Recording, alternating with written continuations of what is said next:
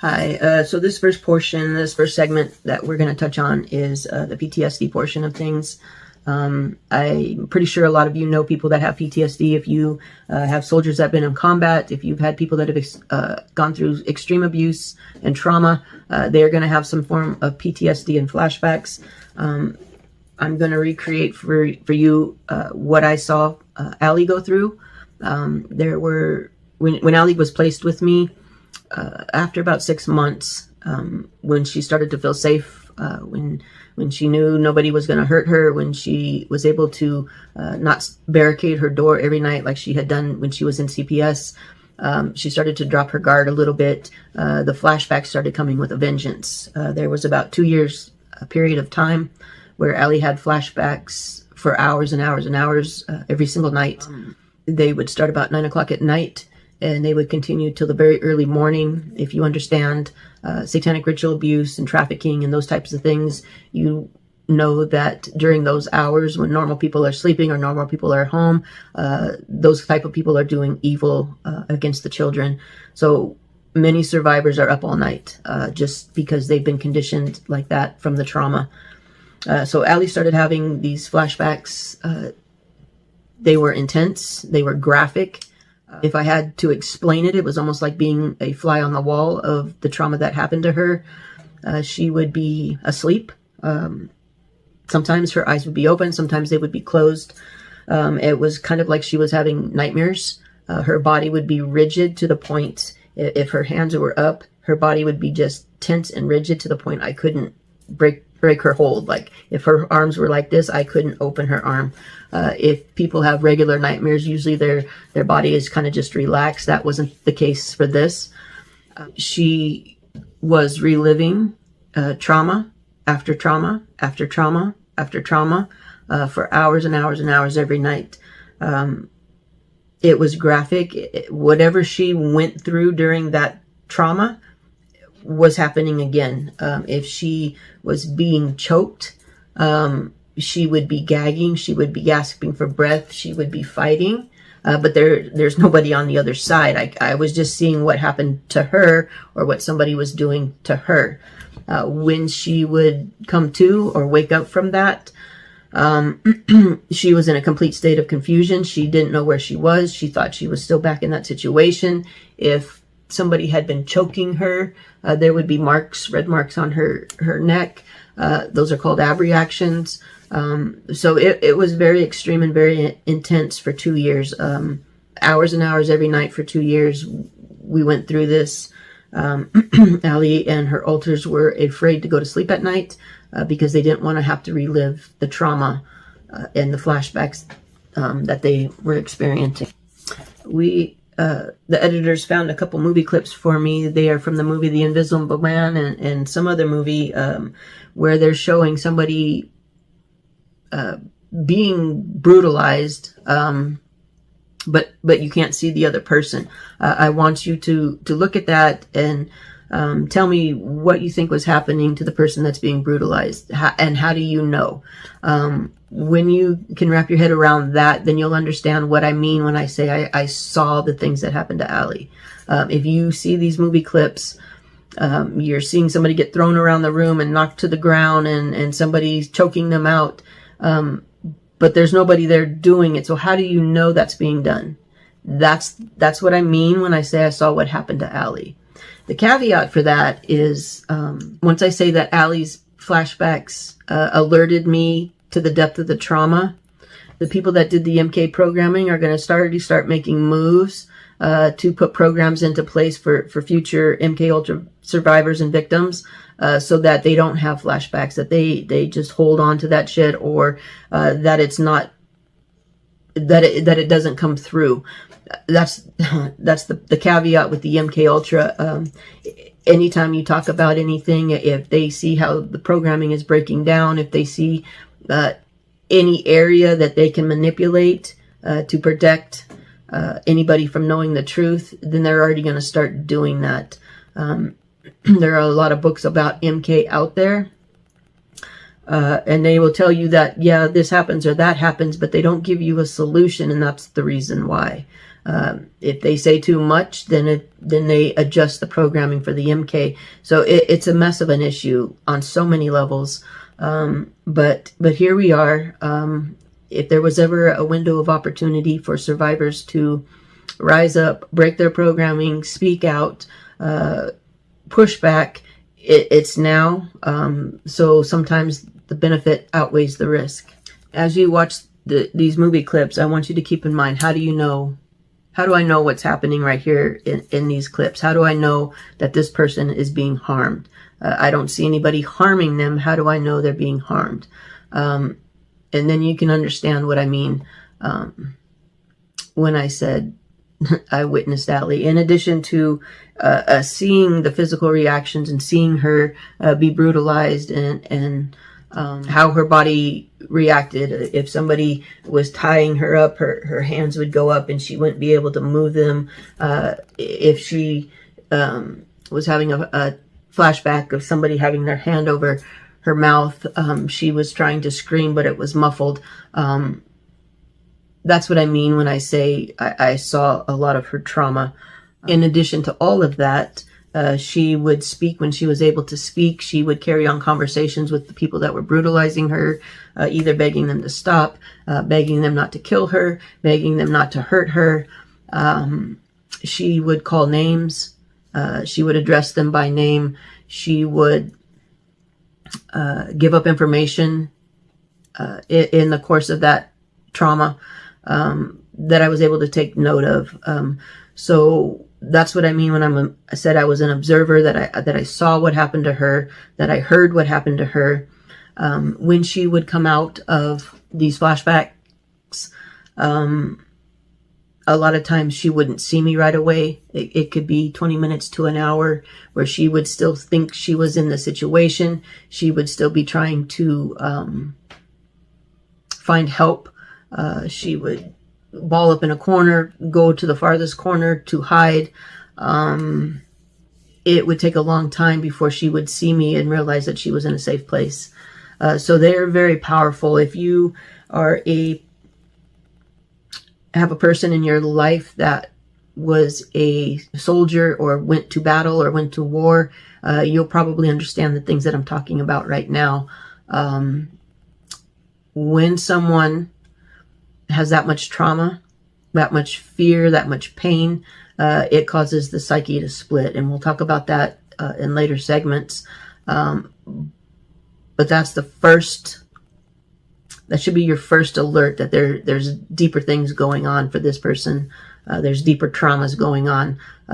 When you have enough trauma, enough fear, enough pain to cause a flashback, you also have enough trauma, fear, and pain that it would have caused a split in your psyche, or it could cause a split in your psyche. And we'll get into that. In addition to the flashbacks that Allie went through every single night, she had a very heightened startle reflex. I'm sure each of you know somebody that if the door slams too hard, they jump, or they get scared quick, or they get scared easy, or noises scare them and they kind of have a big reaction, bigger than normal people. Allie's was bigger than that. And what I mean is some people, if the door slams too much, they'll give a beat. When they hear the door slam, they kind of give a beat and then they'll jump. Allie's startle reflex was heightened to the point, as soon as the door was slamming, while that noise was happening, she was already jumping. That's not an easy thing to do. So that alerted me to the fact that there was some very serious trauma. If you are already jumping at the same time that the sound is happening, you didn't miss a beat. That's speaking to something else. That's speaking to very deep trauma, traumas that were so deep that I didn't even understand at that time. We're going to post up a couple of the pictures of satanic ritual abuse that some of Allie's younger alters drew for me. While all this PTSD was happening and these flashbacks were happening and the startle reflex was going on, the younger alters were drawing pictures of satanic ritual abuse that they were remembering. It seemed like Allie's system was purging itself of some of that trauma. And I want you to think about it in this way. When we hear maybe a 20-year-old woman went to a bar with her friends, got drunk, and got raped. If you hear somebody got raped, your mind already knows that there's going to be some degree of trauma for this woman. How much trauma, if somebody's been being raped, brutalized, and tortured since they were an infant, do you think a person would carry? Survivors like Allie have been being brutalized, tortured, raped, degraded, in the worst ways imaginable. How much trauma do you think the body can carry? That's what was going on after Allie had been with me for about 6 months. Those next 2 years, it seemed like her body was just purging itself of trauma and fear and just going through all of this. We're gonna put up a couple of those clips of those pictures of satanic ritual abuse that the kids drew, and we'll touch on that later. Everything ties together. It's not just random, something horrible happened and now I'm having a flashback. In Allie's situation, and for most other survivors, it goes so much deeper. The satanic ritual abuse and the PTSD and the MK Ultra and it all ties together, and it's all used together to create MK Ultra slaves. And we'll get into that in the next segment.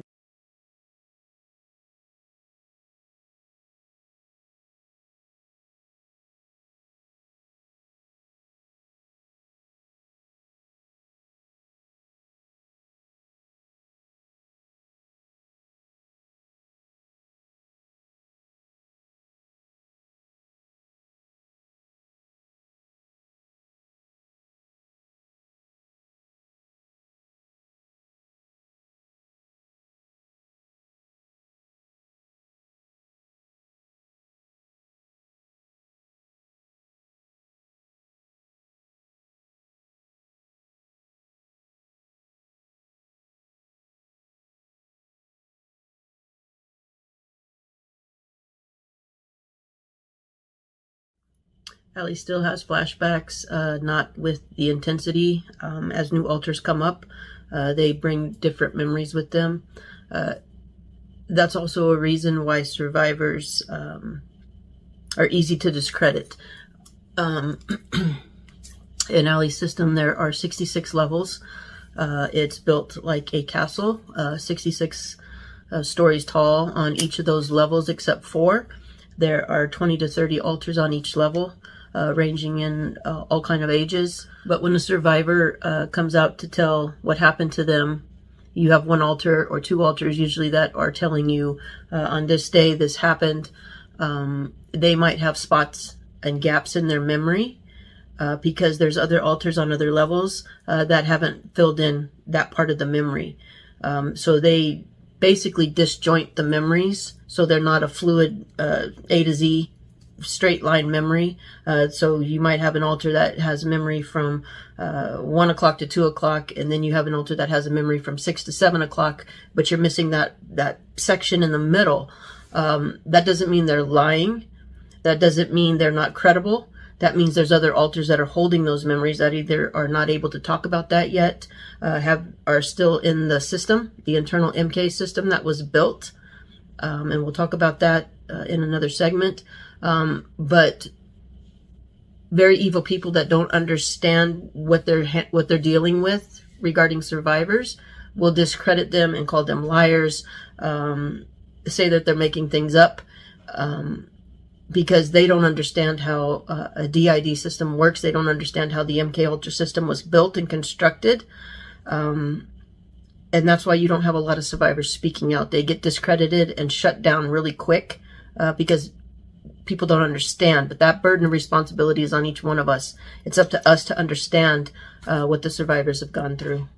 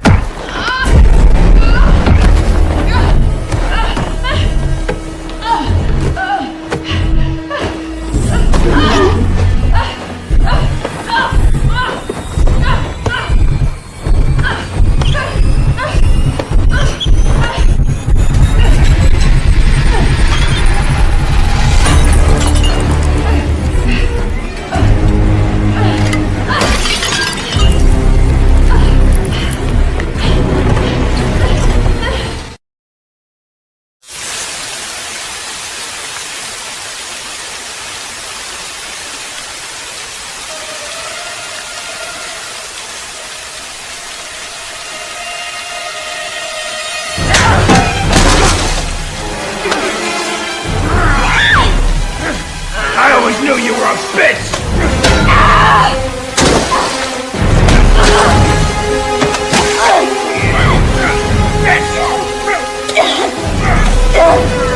No wonder it didn't work out between us!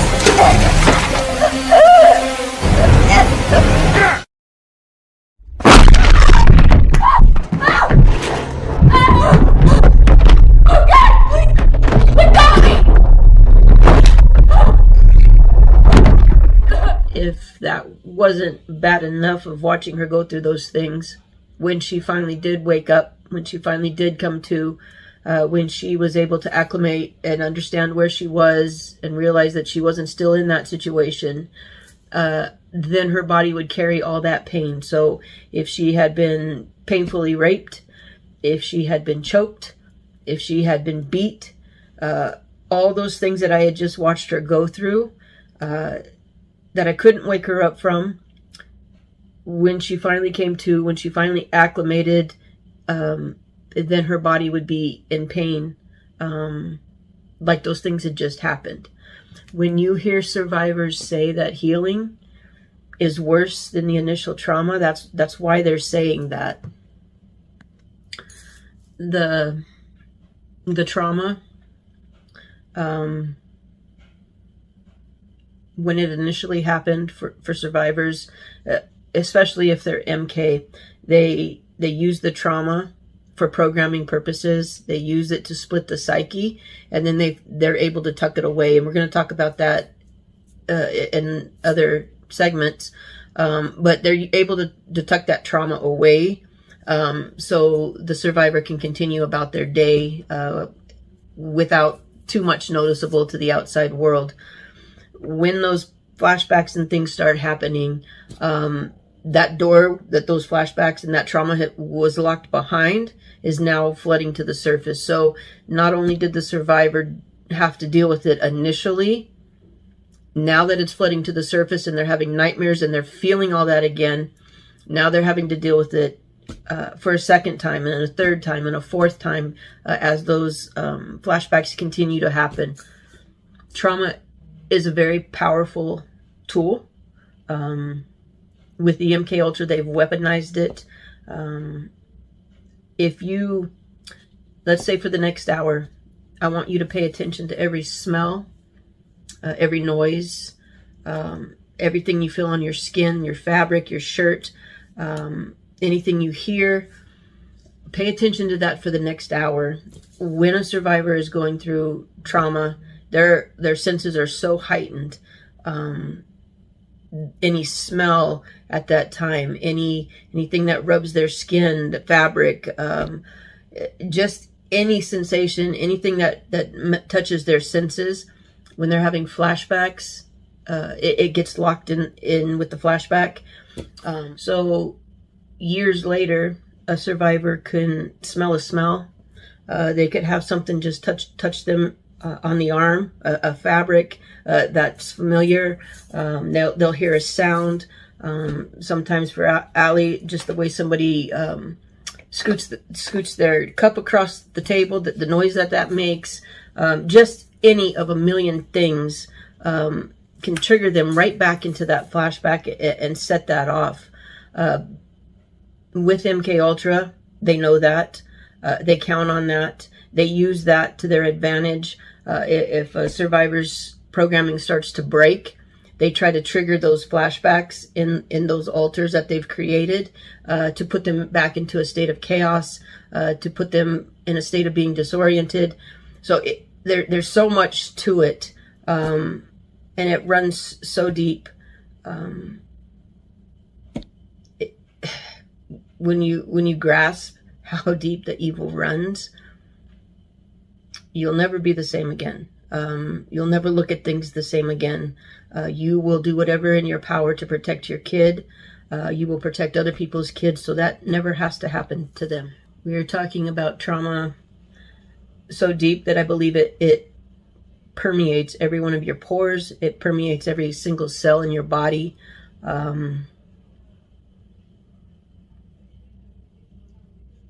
You can't continue to put that much trauma on a child. You can't continue to rape a child and split their psyche.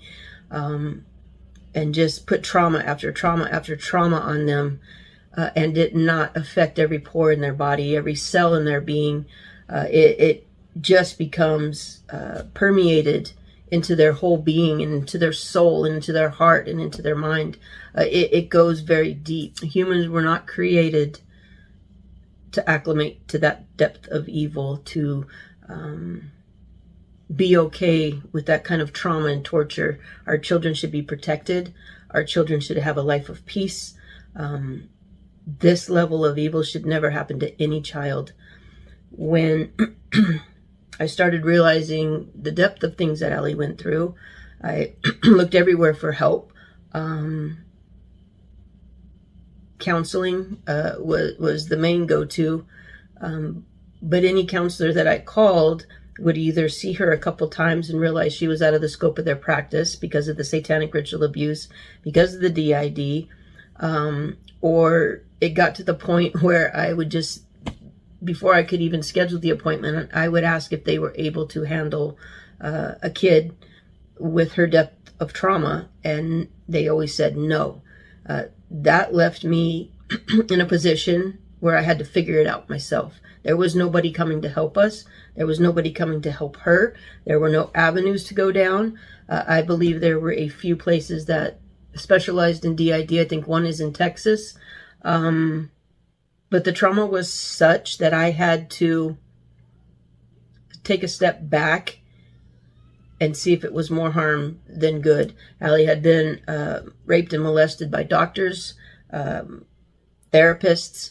When she was in CPS, they took the kids to a thing called DNA, drugs and alcohol. It was basically drug and alcohol counseling. They took them, once or twice a week. The counselor there was raping the kids and telling them, if you don't comply, then you will lose my signature on your paper to give you your pass for the week. So already out the gate, taking her to any place like that is going to cause a problem. It's going to be a trigger. So there weren't a lot of options for me to get help for her. It wasn't just an easy fix. Any medication that they wanted to push didn't deal with DID. It was for other things, depression or SSRIs.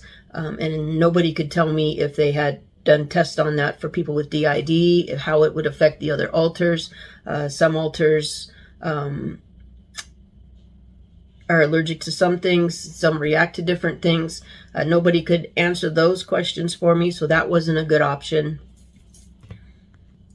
I had taken Allie to one place in Riverside, and they told her she couldn't have me come back with her. She had asked for me to come back with her. They told her no. They put her in a room with a male therapist. She asked him not to shut the door. He shut the door because of the HIPAA laws, and she had a panic attack.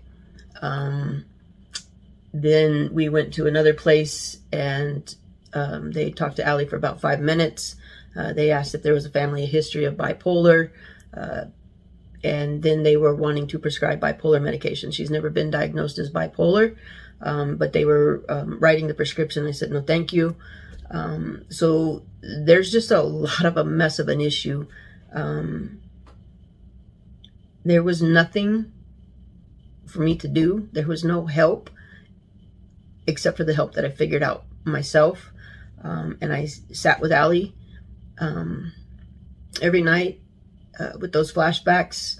I was in the trenches with her. I promise you, if anybody ever spent an hour with a survivor going through flashbacks or being in the trenches like that with a survivor, it will profoundly change you for the better. It will make you a better human. It will make you kinder. It will make you more patient. It will make you grateful that you didn't go through those things. It changes you for the better. Survivors will always change somebody for the better. Allie still has flashbacks, not with the intensity. As new alters come up, they bring new memories. They trigger new things that that's a whole thing, but they trigger new memories in each other as the survivors are and the alters are working together for healing. Once they are working together, they will start to compare notes. When Allie was having her flashbacks in the beginning, it was brutal to watch.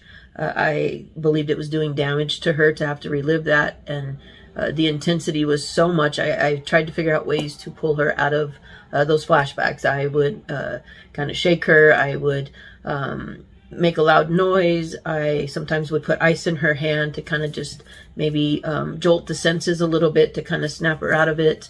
At one point I tried smelling salts. None of those things pulled her out of it. It once those flashbacks started, they had to run their course. She wouldn't wake up. She wouldn't be able to be coherent until that whole trauma ran its course. So it was like she was reliving it all again in real time, start to finish, and there was nothing I could do about it.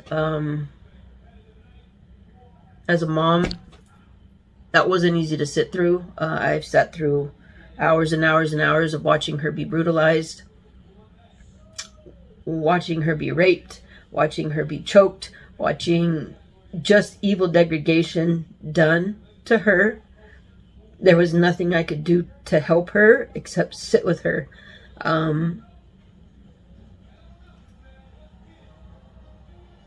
There was just nothing else I could do for that.